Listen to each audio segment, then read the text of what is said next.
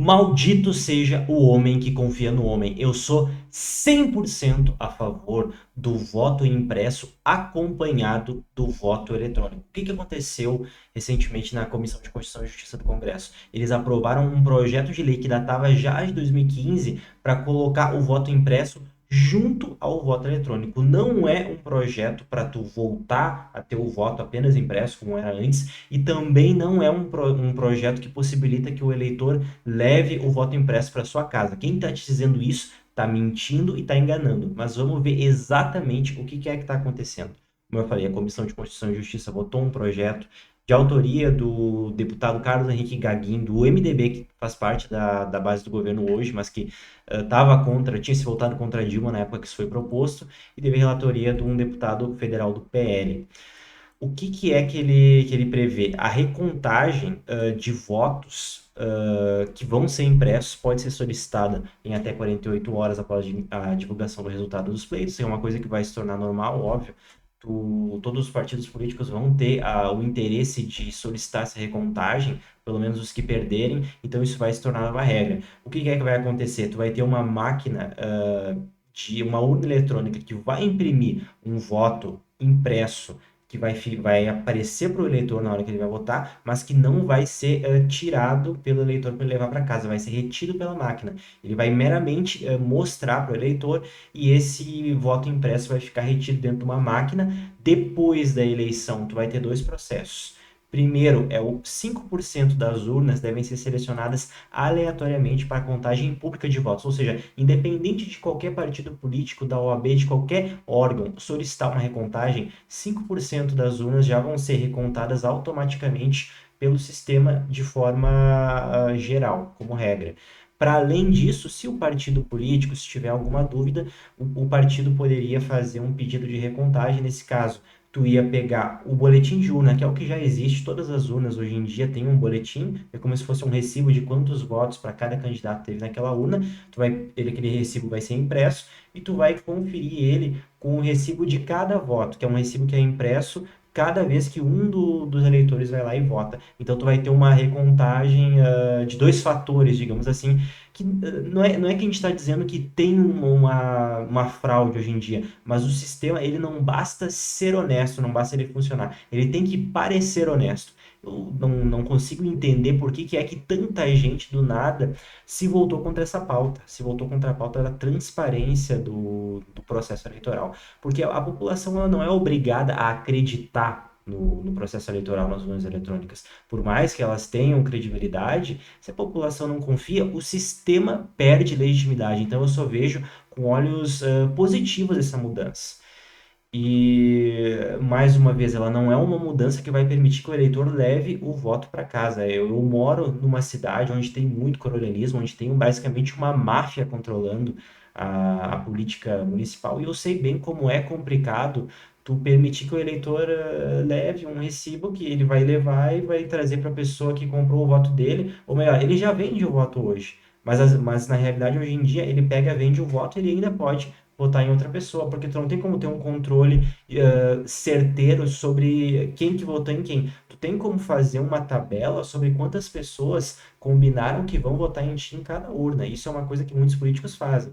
Mas é óbvio que a gente não pode permitir que o eleitor leve esse recibo, senão a compra de voto ia se tornar muito mais certeira. Tu ia ter 60% das pessoas vendendo voto.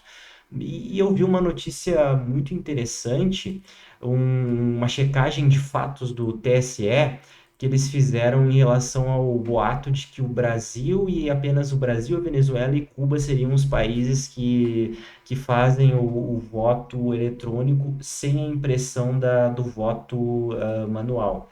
Ou seja, que o Brasil seria um país isolado nisso, apenas outros países antidemocráticos que também teriam a urna eletrônica, puramente eletrônica, e que o TSE estava querendo fazer uma checagem factual sobre como isso seria uma mentira, como na realidade diversas democracias, diversos sistemas ao redor do mundo adotem a urna eletrônica brasileira, o que não é bem assim. Quando a gente pega aqui o link disponibilizado pelo próprio TSE, a gente vai para uma página aqui de um organismo internacional de checagem democrática, a gente vê aqui o mapa de vários países que adotam a urna eletrônica ao redor do mundo. Isso aqui é todos os países que adotam a urna eletrônica em azul: Brasil, Peru, Estados Unidos, Canadá, Rússia, França, Bulgária, enfim, Austrália.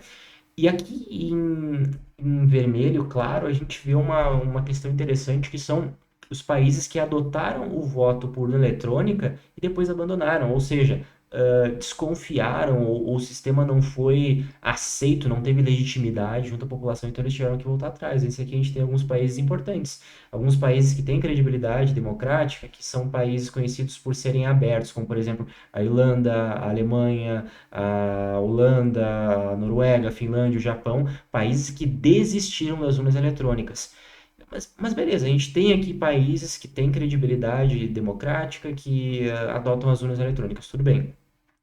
Mas aqui em outro mapa, a gente vê uma coisa mais interessante. No, os países em azul são os países que têm urna eletrônica com o recibo eletrônico de cada voto, que é justamente o que esse projeto de lei está querendo implementar no Brasil. Então a gente tem aqui Rússia, Índia, Peru, Venezuela. A Venezuela tem a urna eletrônica, mas lá tu tem um recibo. E foi justamente isso que causou toda aquela desavença entre o Lula e o Maduro, porque o Maduro criticou indiretamente o sistema eleitoral do Brasil, dizendo que o sistema eleitoral venezuelano era mais seguro que o sistema brasileiro, porque o sistema eleitoral venezuelano ele tem os recibos e ele também tem os boletins, ou seja, dá para tu fazer uma checagem mais completa, que foi exatamente o que a oposição venezuelana do González fez para querer invalidar a eleição do Maduro, que se autodeclarou presidente, roubou as eleições lá, mas só uma questão interessante. Mas aí a gente vê aqui, os únicos países que adotam as urnas eletrônicas sem papel são Brasil, Namíbia, França e Bangladesh. E eu fiz uma pesquisa sobre a França e, na realidade, a França usa o sistema de voto no papel. Eles estão fazendo uma experimentação com urnas eletrônicas. Em alguns lugares, uma porcentagem bastante pequena das urnas lá são eletrônicas sem papel, eletrônicas da mesma forma que o Brasil é. Mas apenas o Brasil e mais Namíbia e Bangladesh têm essas urnas eletrônicas sem nenhum tipo de impressão. E também aqui a gente pode ver que os Estados Unidos está com algumas faixinhas, por causa que o sistema eleitoral dos Estados Unidos ele não é de um país, ele é de 50 países. Cada estado tem o seu sistema eleitoral, eles não têm uma justiça eleitoral geral. Então, alguns estados nos Estados Unidos, eles têm as urnas eletrônicas sem nenhum tipo de impressão. Mas não é porque eles acham que elas são superiores, mas sim por causa de uma questão de custos. Lá nos Estados Unidos, como a justiça eleitoral é estadual, tem estados que não têm dinheiro, não querem colocar dinheiro em colocar máquinas que façam a impressão dos votos, então não quiseram adotar isso ainda, mas eles têm um reconhecimento de que o sistema mais seguro, o sistema mais legítimo, o sistema mais transparente é justamente o sistema que faz a impressão. Tanto que nas eleições de 2016 para 2020, para 2024, tem caído o número de estados americanos que têm o voto eletrônico sem nenhum tipo de impressão.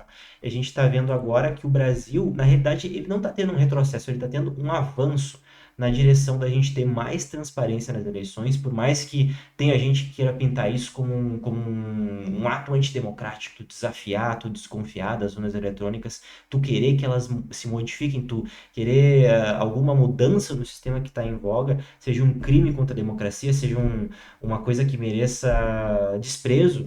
A gente tem sempre que questionar tudo, tem sempre que estar aberto a criticar o sistema. Não é legítimo que uma coisa tão importante quanto a urna eletrônica, quanto o sistema eleitoral brasileiro esteja acima de qualquer crítica. Eu não acredito que a gente tenha tido uma fraude nas urnas, mas eu acho que a gente tem que sempre prezar para que as urnas tenham o máximo de transparência possível, para que o nosso sistema eleitoral seja o mais transparente possível. Senão não adianta a gente votar se a população não confia no resultado das eleições. E eu apoio, e não tenho vergonha de dizer que eu apoio o voto impresso. Eu acho que é um grande avanço que o Congresso fez, mas como a gente sabe, é uma coisa que foi aprovada agora na Comissão de Constituição e Justiça, vai para o plenário da Câmara. Acredito que vai ser aprovado no plenário da Câmara, pode ser barrado no Senado, porque o presidente do Senado é um inútil. e mesmo que passe no Senado, vai ser barrado na verdadeira presidência do Brasil, o verdadeiro poder do Brasil, que é o STF, mesmo que o Lula sancione e não vai sancionar. É uma coisa muito triste ver que esse avanço, que ia demorar muito de qualquer forma, é um avanço que vai ser gradual, provavelmente só será implementado lá pelas eleições de 2030, vai ser barrado por causa de gente que quer manter a população à mercê de um sistema eleitoral que ela não tem confiança plena. Mas vamos ver como vai ser as cenas dos próximos capítulos. Eu sou Miguel Lopes. Se tu gosta desse tipo de vídeo, te pedir para deixar teu comentário, se inscrever e deixar teu like.